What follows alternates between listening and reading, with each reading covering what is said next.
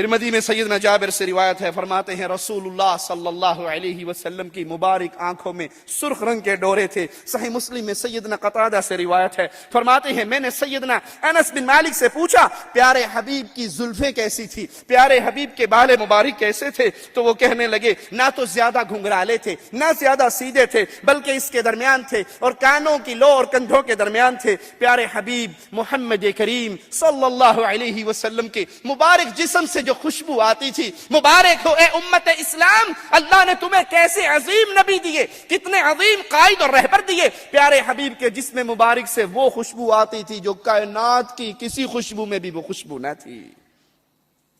پوری دنیا کی خوشبوئیں مل کر پیارے حبیب کی خوشبو سے مقابلہ نہیں کر سکتی۔ صحیح مسلم میں سیدنا انس سے روایت ہے، فرماتے ہیں ما شممت عنبرا قط ولا مسکا ولا شیئا اطیب من ریح رسول اللہ صلی اللہ علیہ وسلم۔ اللہ کی قسم میں نے پیارے نبی کے پیارے جسم سے جو خوشبو سونگی ہے، وہ خوشبو نہ عنبر میں کی محسوس ہوتی ہے نہ کستوری میں ہو سکتی ہے۔ کائنات کی سب سے پیاری خوشبو پیارے حبیب کے مبارک جسم سے آتی تھی۔ کس کو چھوڑ کر کس کو پکڑ لیا ہم نے؟ پیارے حبیب کو چھوڑ دیا اور قبروں پہ گرے ہوئے بابوں فقیروں کے دامن میں لگ گئے، جن کو 6 مہینے نہانا نصیب نہیں ہوتا، اور وہ کہتے ہیں جی یہ تسی نہیں سمجھتی، بابا جی نے کیا نانا نہیں۔ کیوں؟ کہ وہ جو تصوف کی میل ہمارے اوپر چڑھی وہ ساری گدڑی کے ساتھ اتر جائے گی۔ چھوڑا کس کو؟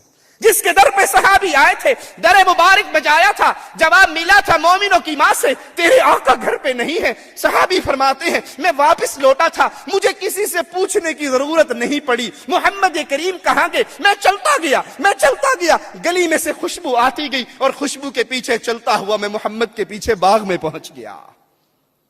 پیارے حبیب کو چھوڑ کر پھر نوری بوری والی سرکار کے پیچھے جاتے ہو، جس کو نہانا نصیب نہیں، جس کے جسم کی بو ختم نہیں ہوتی، جس کے 6 فٹ لمبے بال مصطفیٰ کی شریعت سے ٹکراتے ہیں۔ ارے اللہ کا واسطہ ہے، اللہ کے دیے ہوئے احسان سے منہ نہ موڑو۔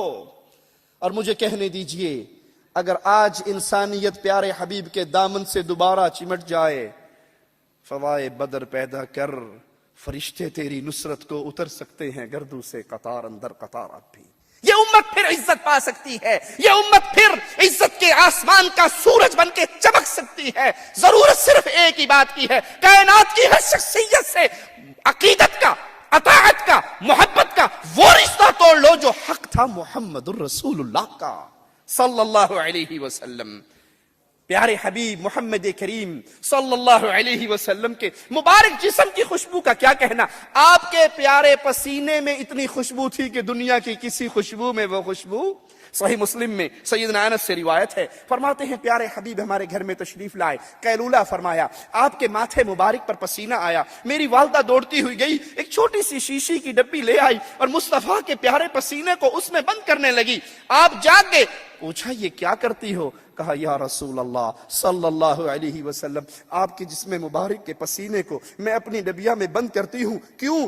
اس کو میں خوشبو کے اندر شامل کروں گی۔ مصطفیٰ جو آپ کے پسینے میں خوشبو ہے وہ کائنات کی کسی خوشبو میں نہیں ہے صلی اللہ علیہ وسلم۔ ابھی بھی کہتے ہیں جی پیر پھڑنا بڑا ضروری ہے، من لا شیخ لہو فشیخہ شیطان، جدا کوئی پیر نہیں ہوتا پیر شیطان ہوئے گا۔ ہم کہتے ہیں مبارک ہو، ڈھونڈو پیروں کو، جاؤ تلاش کرو، ارے کوئی پیر تو دکھاؤ جس کے پسینے سے خوشبو آتی ہو۔ ہم نے پکڑا ہے پیرانے پیر کو، ہم نے پکڑا ہے امام اعظم کو، ہم نے پکڑا ہے قائد اعظم کو۔ وہ قائد اعظم دنیا کی کسی بستی میں نہیں، وہ قائد اعظم کائنات کی اس عظیم بستی میں پیدا ہوا۔ پیدا ہونے والی بستی جیسی بھی کوئی بستی نہیں، آرام کرنے والی مدینے جیسی بستی بھی کوئی اور بستی نہیں ہے۔ کسی کے پاس ہے تو ہمیں بھی سودا دکھا دو، ہم بھی خریدار ہیں، لیکن سب کے دامن خالی ہیں، کسی کے دامن میں قائد اعظم کے طور پہ محمد الرسول اللہ موجود نہیں ہے صلی اللہ علیہ وسلم۔